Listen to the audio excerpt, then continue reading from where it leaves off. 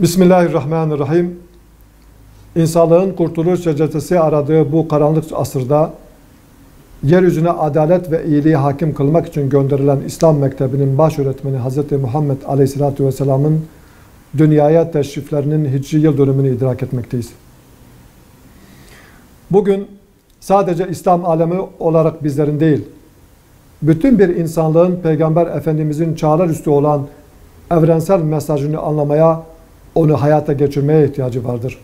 Adaletin ve insan onurunun yitirildiği şu günlerde İslam dünyasının kültürel, siyasal ve duygusal birlikteliğini yok etmeye matuf karanlık planlar ve anlaşmalar yapılmaktadır. İnsanlığı karanlığa sürükleyerek sömürü ve zulüm sistemlerini devam ettirmek isteyen, ruhen ve fikren çökmüş olan batıcı zihniyet, insanlığı maddi ve manevi buhranlardan kurtaracak İslam'a savaş açmış durumdadır. Bu saldırılar karşısında çözümsüz değiliz.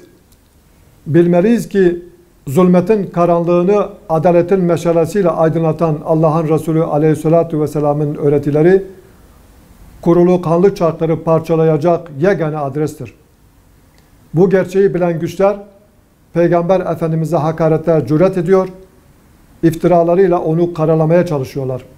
Onların bu hadsiz ve alçakça tutumlarını bir kez daha lanetliyorum.